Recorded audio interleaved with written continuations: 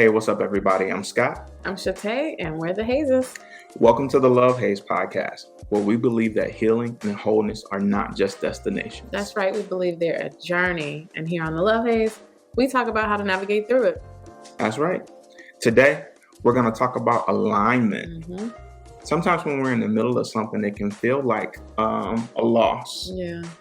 But it can really be that things are lining up for us. Mm-hmm. So today, we just want to have some conversation around detaching from the idea of loss and understanding that things are coming together for our good. That's good. So welcome to our Love Haze journey. Let's get into it. Let's go. The idea or inspiration for this conversation came from a quote, and I honestly cannot remember where we heard this quote. It could have been any one of our Black Love shows. It could have been any one of the podcasts we heard. It could have been literally anywhere, but I just remember when I heard it, I was like, ooh, that's a nice thought that I would love to unpack here on the Love Haze with my husband. And I just didn't remember to credit the source. So if this was you, hit us up and let us know that it came from you. But Right. the quote is, any loss you experience from speaking your truth isn't loss. It's alignment. And that really, really resonated with me for a lot of reasons. This idea of like actually just kind of speaking what you feel to be true for yourself. And then when you verbalize the thing, there's an experience that is external of you that isn't maybe what you thought it was going to be. It's not peaches and cream. You might lose a relationship. You might lose an opportunity because you said the thing that is your truth. But at the end of the day, even though that loss might be a difficult experience, it leads you to something better. It leads you to your higher good. And it's kind of this idea of like when one door closes, another one opens. But the impetus here is that you've spoken it. Like you've said your truth. And because you've said your truth, this thing happens. But what before we get into like how you feel about this idea in its totality, what are your thoughts on alignment? What does that mean to you? Alignment for me is like it means things coming together, almost coming into agreement. I like that. Just the idea of things lining up as they should. Even when I think about an alignment on a car, it helps it to stay in a straight line when you're on the road. Nice. You ever needed alignment, and I have. When I had my 85 Toyota Celica, I used to always pull to the left a little bit. The thing was always out of alignment. But the idea of alignment is things coming into agreement on all sides and lining up as they should. Yeah, I love that reference to car alignment for sure, and how when things aren't in alignment, you could like veer off path. Because that's the image that comes to my mind. It's like alignment to me means that there is synergy, there is peace, there is agreement, to use your word. And I'm just thinking visually, like if I have somewhere to go, alignment means that even though the path might not necessarily be straight with no blockages in it, it means that internally, externally, all of my circumstances are such that there is flow. Maybe a good word for me. But agreement is probably the best word. That word choice is like there is an agreement between, I often think of alignment in like what I'm believing, what I feel, what I say, what I do. When all of those match up, that is alignment. I'm operating in alignment. So around that, then maybe how we talk about getting to what your purpose is, like your skill set and what you think your calling is, and feeling good about the work that you're doing. In my head, those are kind of the things that I think about when I think about things coming into alignment. Yeah, for me. Yeah, absolutely. And then to bring it to the whole idea in general, it's like it makes sense that if you're speaking what's true for you inside of you, and you're saying the thing, that means maybe externally there was something that was not in truth for you, right? So you say it, this thing ends, you're hurt, but actually it brings you to alignment. I want to hear how it's shown up for you in your life, but I can recall on two separate situations, years Mhm. apart, the exact same situation happened when I've said my truth and experienced a loss. Mhm. Two separate occasions, once in my 20s and once in my 30s. I had friendships where there might not have been a lot of reciprocity sometimes. In the first friendship, like 1000% true. And there felt like I was always giving to this person, not a lot of receiving, right? And I understand that in relationships, there can be seasons of that, can be ebbs and Right. flows. But people around me, my mom specifically, would always just kind of call that out to me. And then I started to see other people call it out to me, like, "Do you Yeah. notice that?"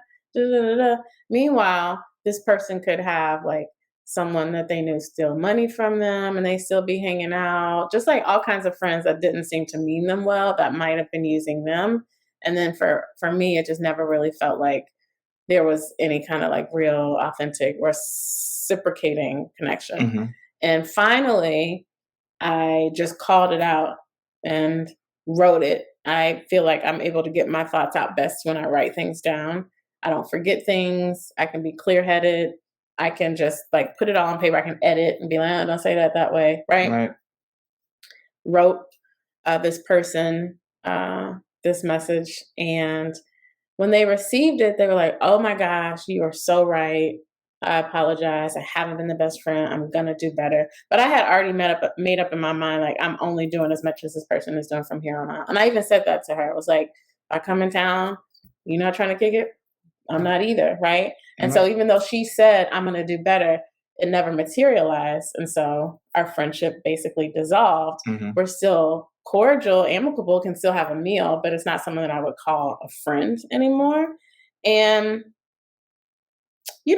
any loss of friendship is Mhm. difficult, but I understand.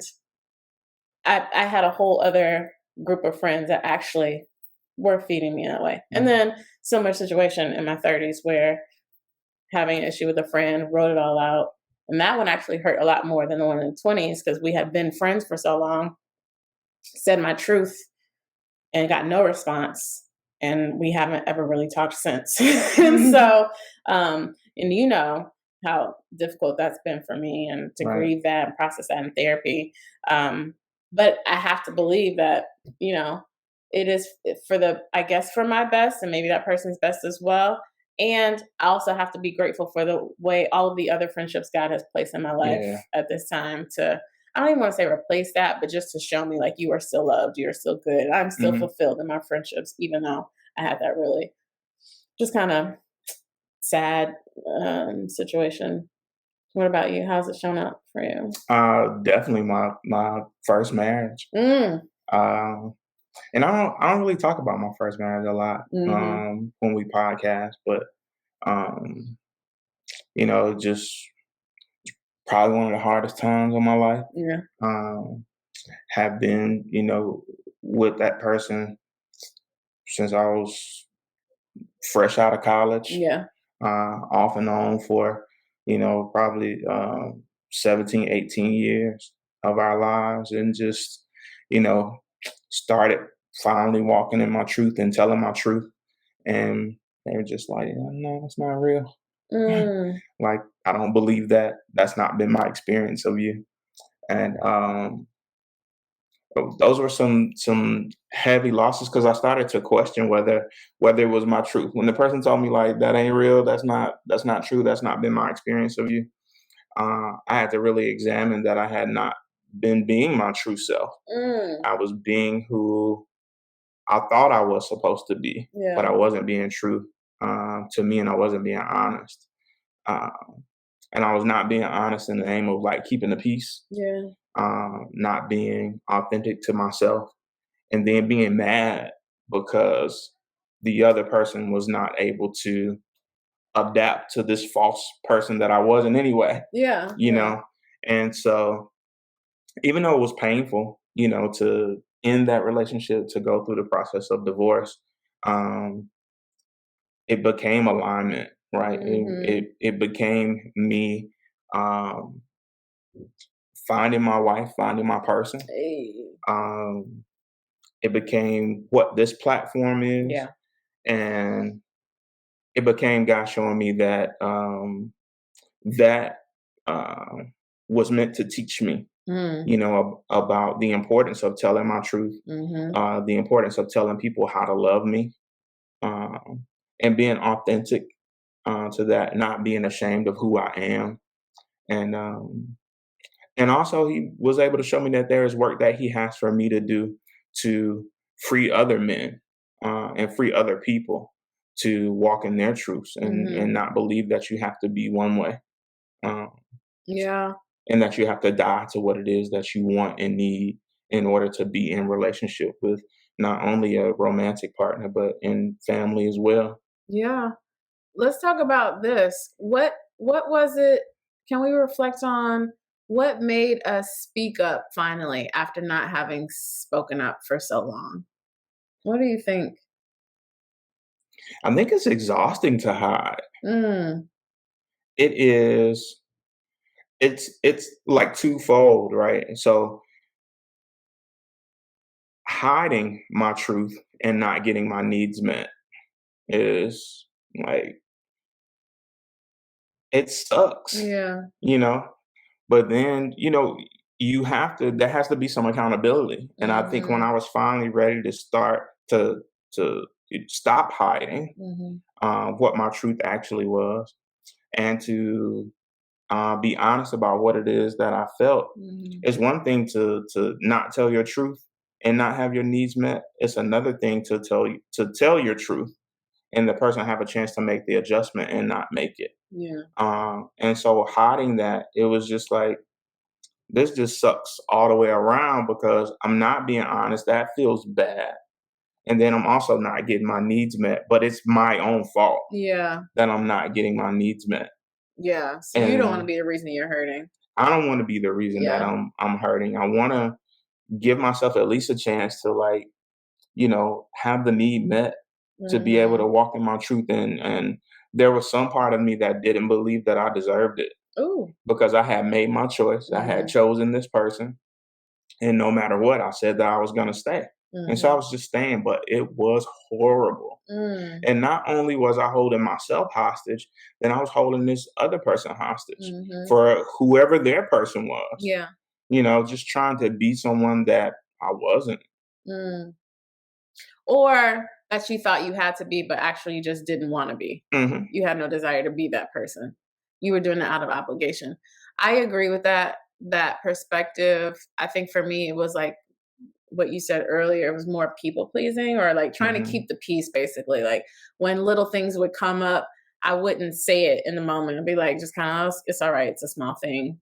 But then all of these small things start to add up to like these small pebbles get to be this big pile of rocks, Hmm. at least for me. And you always say to me, like, people only do what you allow them to do. Hmm. Like people only do what works. And so I definitely played a role in that dynamic and that I allowed those types of things that Right. didn't work for me to go on for so long. I think initially it was because I didn't really recognize it. And then once I started to recognize it, it was like I didn't really want to have the awkward conversation and voice it. Hmm.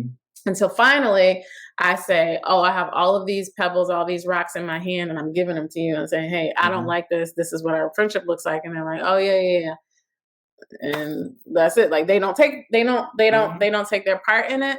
So I think that's really taught me to try as best as I can to speak up in the moment Hmm. when something is bothering me, not to let things fester if they are bothering me, which can be uncomfortable. And I think the part that I worry too much about is like how people receive things. You know Right. what I mean? And Hmm. I have to learn. I'm still learning that it's not on me to carry how something is received. I Right. just need to speak it and say it. Make sure I do it with respect and kindness and Hmm. grace, right? But I can't be here like fearful of a response, especially if it's going to hold me back and it's going to hold our friendship or our relationship back, Right. you know?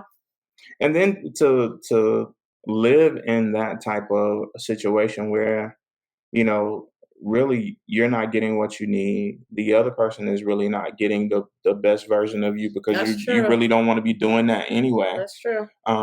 What are we holding this space up for then? Mm. Because you could be doing what you're supposed to be doing, and I could be Mhm. doing what I'm supposed to be doing, and we both deserve to find our tribe, you That's know. true. And if That's that's true. not the other person, and sometimes we do things for so long because we've been doing it for so long.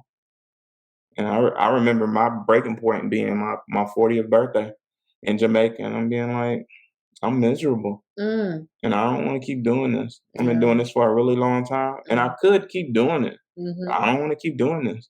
Like this person's not happy. I'm not happy. I'm here. I spent thousands of dollars to be here, and I hate it. Mm. And I do not want to do this anymore. Yeah. The truth will set you free.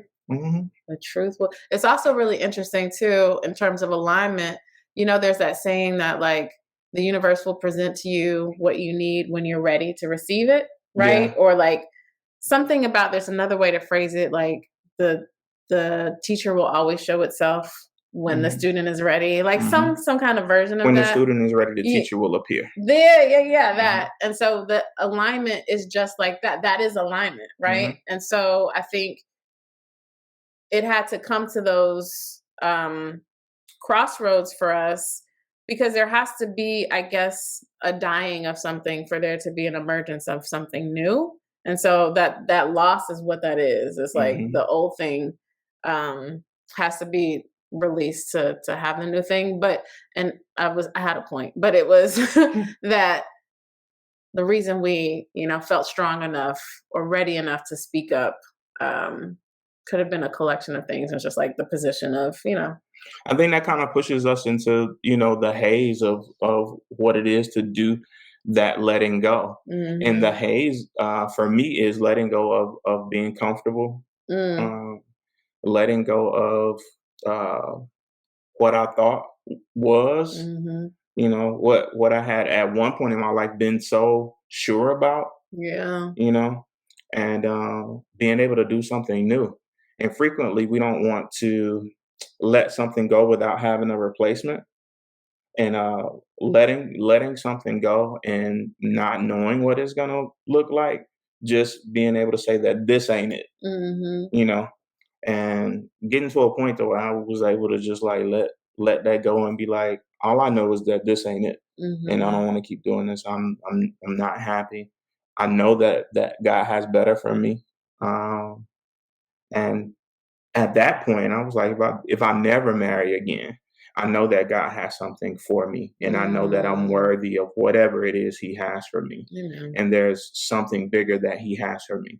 And those were the conversations that God and I were having. mhm, Um, that hey, number one, you're gonna be okay. yeah, I know that you can't see it right now, but there is something bigger, for you, and not necessarily even in the form of um, another person. Um, and I do believe with my whole heart that you are my person and that God, gave you to me and gave me the forethought and the vision to be able to see you when you present it. Um, but I just know that He has a bigger purpose for me, and I could not have been getting ready to walk into that without having to have that experience and being yeah, able to let it go.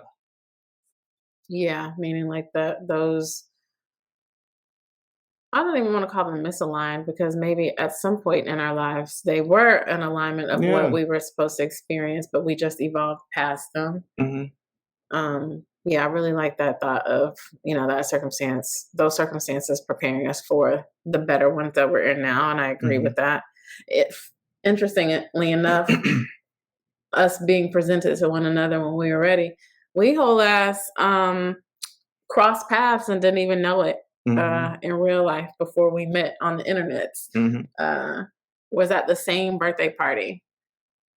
And I think it's interesting just in this thought alone to be like, huh, we were like in proximity, right? Hmm. But not necessarily revealed. I don't even recall seeing him at all. Both attending a party Mhm. for a friend, Mhm. never even saw each other. Mm-mm. And I just think that it was intentional. If we had met each other in that moment, then it would not have been able to be what it became. Mm-hmm. So to know that, to be able to look back on that, and God was like, okay, I got her around. You know what I'm saying? Mm-hmm. Gonna For meet me her when too. you're supposed to. Mm-hmm. Y'all be able to look back on that and laugh. I do not view those things as coincidence, right? Believe that, in my spiritual, belief system, in my relationship, I believe in divine timing. Um, and sometimes when you are, God knew what I was getting ready to have to deal with, Oh yeah, that's a good, yeah. and it would not have panned out well because it would have been disastrous. It would Mm-hmm. have been hating everybody and all that kind of stuff, and I would not have been able to see you.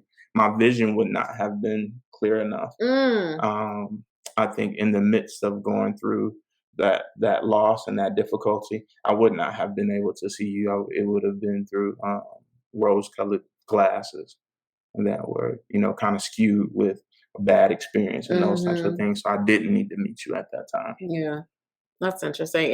And I probably would have been, as evidenced by my thoughts when we met, when we did. I Mm. was like, oh, he ain't ready. He's emotionally unavailable. Mhm. So if we had actually met that 4 or 5 months Mhm. before, yeah, I would have had a self-fulfilling prophecy kind of experience. Like, he's Mhm. not emotionally available. He's not ready. And because you were actively going through divorce would have Yeah. like proven that. Anything else is the haze around speaking up, losing a thing, but I guess waiting to see the alignment afterwards. I don't even know if you wait to see it. I think you just, once you're past it, you look back and you're like, huh, that actually was for my. I think it's a pretty constant act and, like a faith walk Mm-hmm. to be able to, for me, I have to remind myself to use these I statements.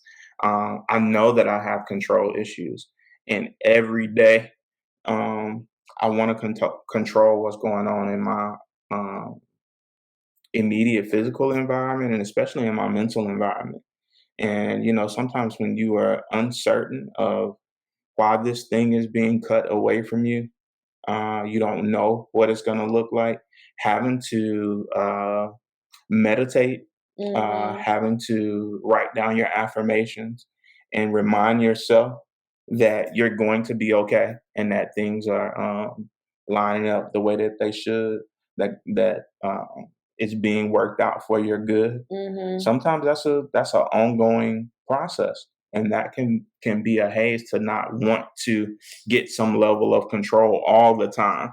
And I just know that I have control issues, so it is, pretty daily, pretty much daily, that I have to remind myself in some shape, form, or fashion that it's okay to let it be and do the best that I can and know that it's working out for my good. Yeah. There's a I hear that, especially the control issues part. I'm sitting here reflecting on the energetic part of what all of this means.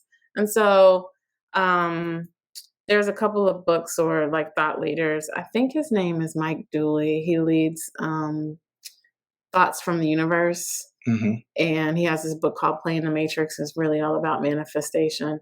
And then Abraham Hicks, who his whole body of work is around vibrations and how to manifest.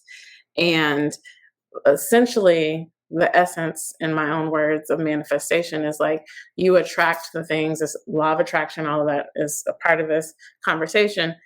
You attract the things at the level of your vibrations, right? And so at some point we were vibrating energetically on the levels of those friendships or that Hmm. relationship.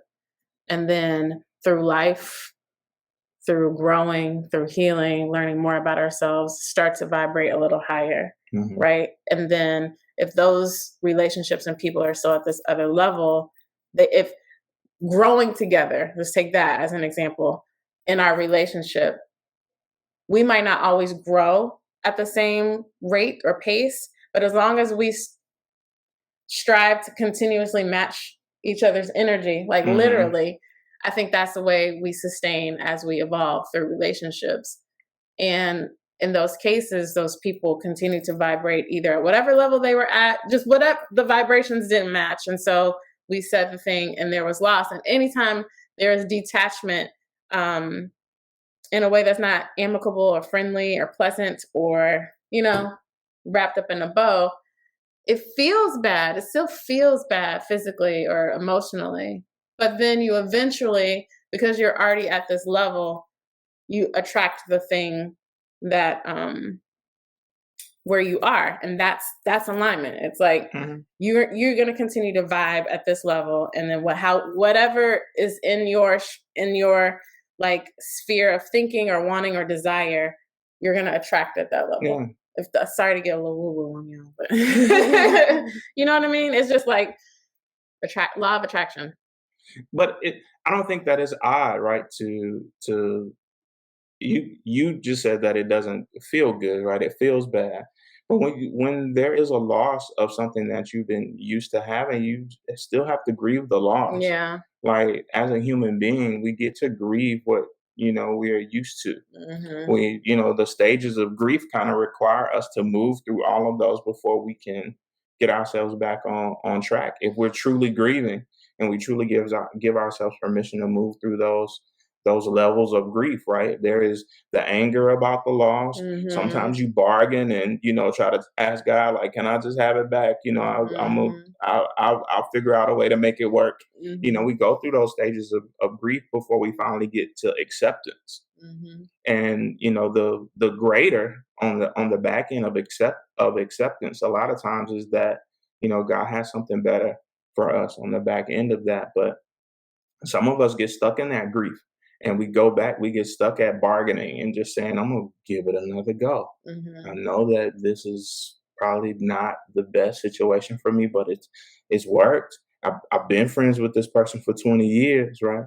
I've been, able to make this work for this long, and we'll be all right. And yeah, you probably will.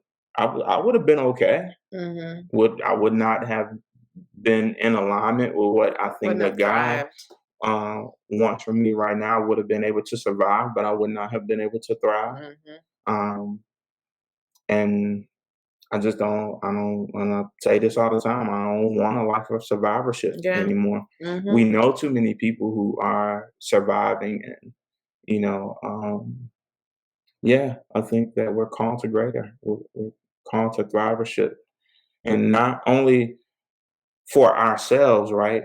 For um, the advancement of, right, the duty that we owe to love, to the relationship that we have with our higher power.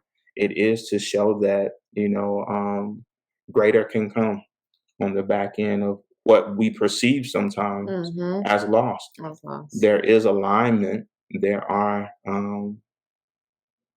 things that were supposed to happen for us in order for us to have a clear vision to be able to recognize when things are being aligned as well. Mhm. Mhm. Discernment and yeah, all of that. So how do you navigate the haze of finally speaking up, losing something? Um, believe that you trust yourself, Mm. um, which is much Trust. much easier said than done.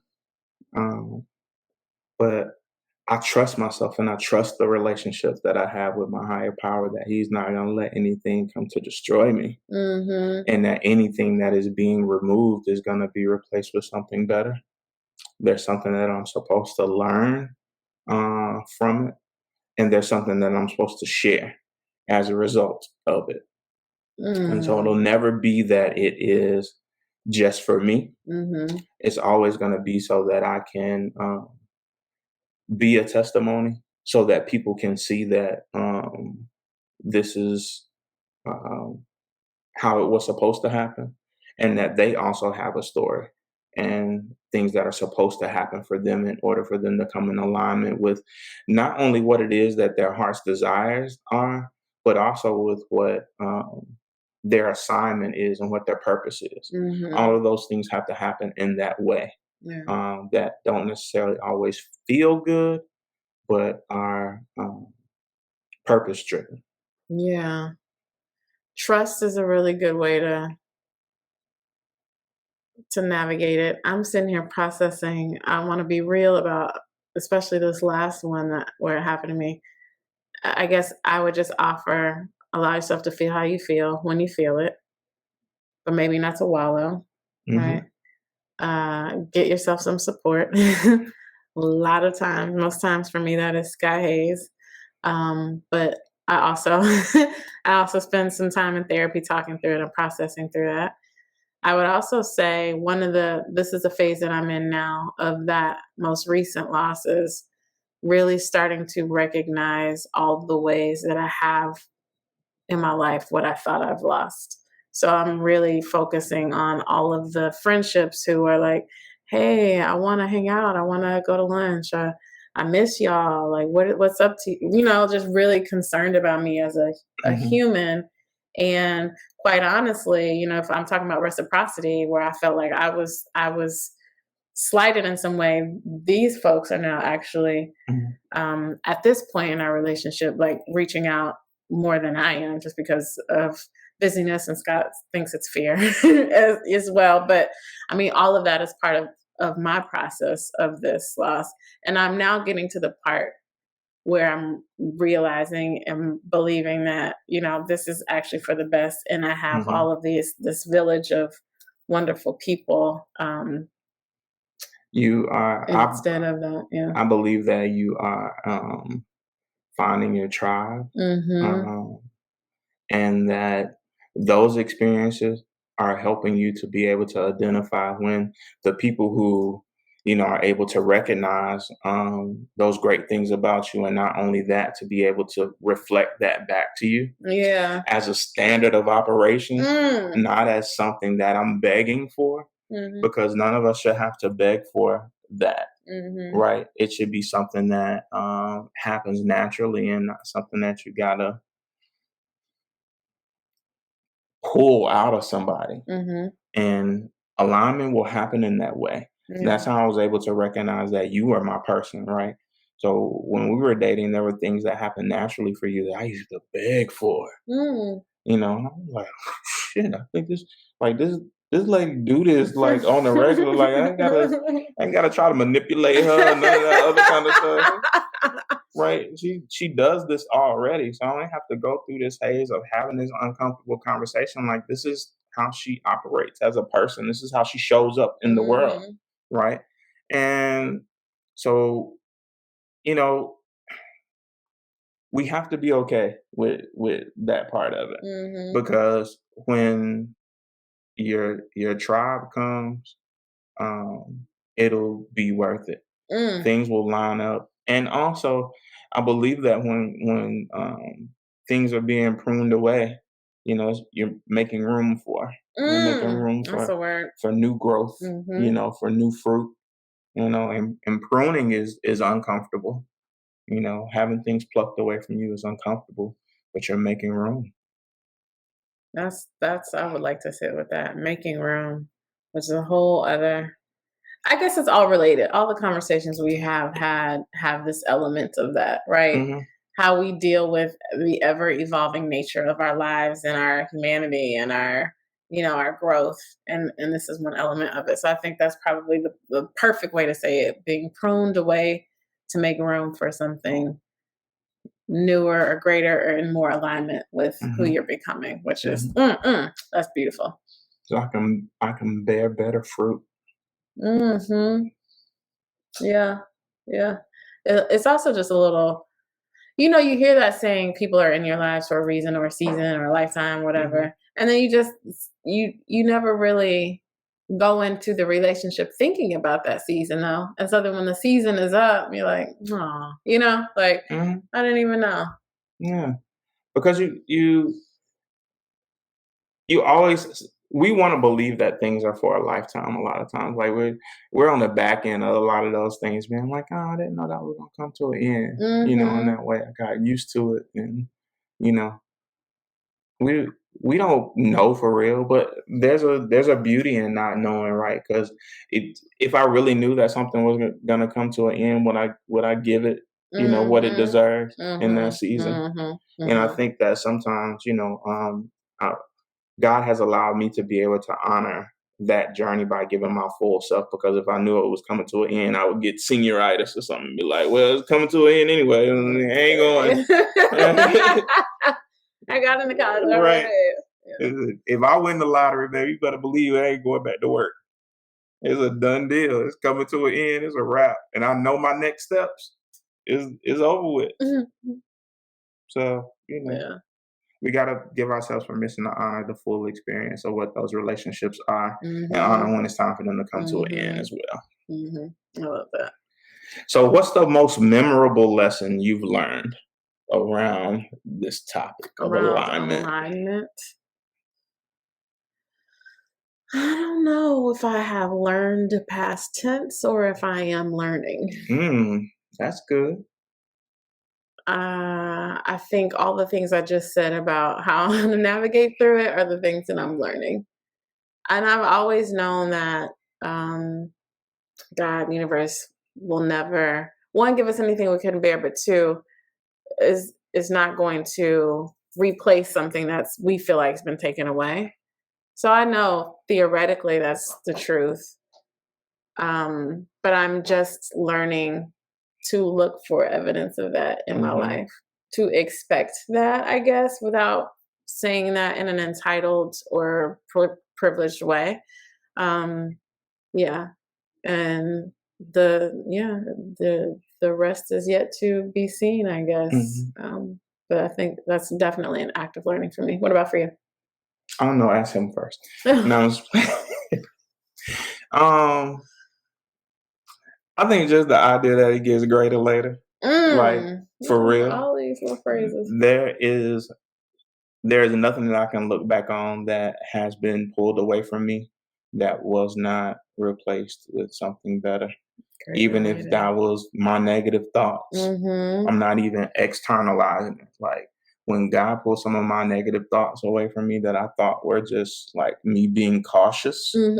and me protecting myself, when I allowed myself to just show up in the world as my best self, like greater came to me. Mm. Like when I started thinking better about You myself, and attracted it. I attracted it, Mhm. and also believed that I was worthy of it, Yeah.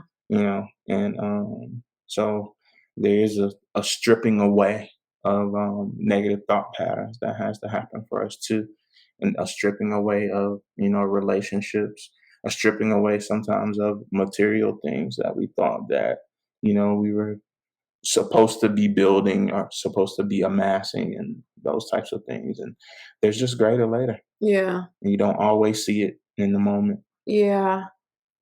I love that greater later pruning. You dropped some really good nuggets. I think I would also leave as a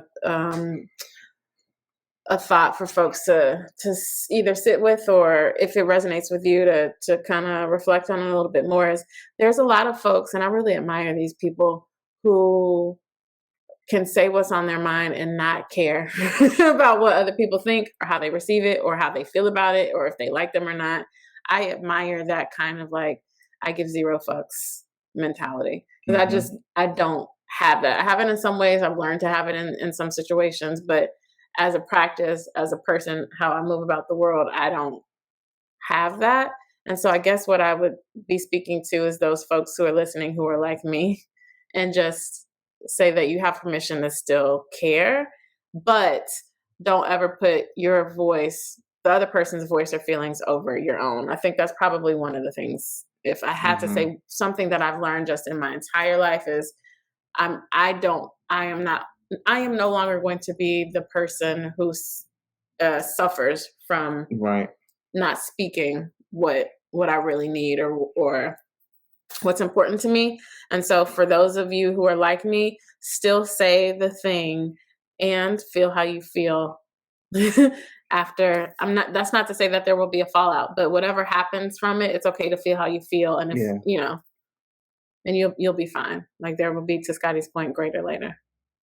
I can't say that I would love to be able to celebrate myself as being the person with zero fucks to give. I Mm, probably got like 2 or 3 fucks left, yeah, yeah. but I've just learned that if somebody got to lose, it ain't about to be me. That's another way Um, to say it. Yeah. it's not gonna be that I continue to die to what it is that I need in order to make this thing function. Yeah. Um, and sometimes it just takes having difficult conversations. Mhm. And I've just gotten more comfortable with having uncomfortable conversations Yeah. and being able to say the thing.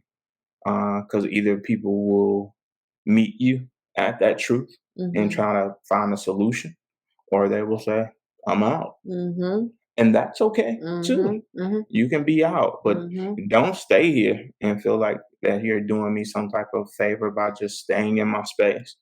Because if you're staying in my space and you're not supposed to be here, you're supposed to be pruned away, then you're keeping me from the alignment. You're keeping things from coming into agreement for me. And I don't need that. And neither do you. Yeah. I don't believe that people get to stay that aren't supposed to be there. I think Mhm.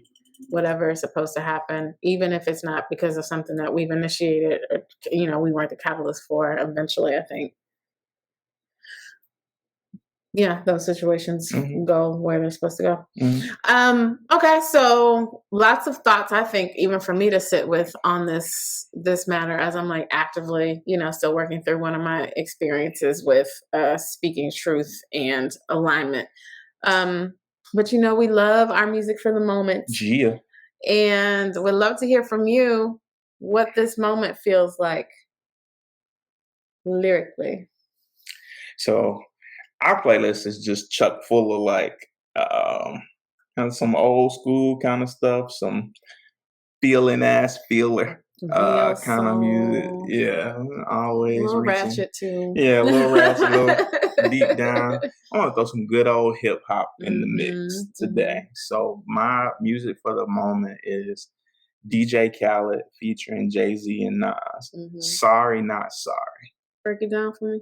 So sorry, not sorry. When I think about Jay Z and Nas's relationship, where it used to be, Mhm, their fallout from Ether, from going back and forth at each other, um, to getting to the point of being able to get on a record together and kind of celebrate their own individual accomplishments. mhm, Um, Jay Z being the billionaire that he is, Nas being damn near billionaire, if not already via cryptocurrency.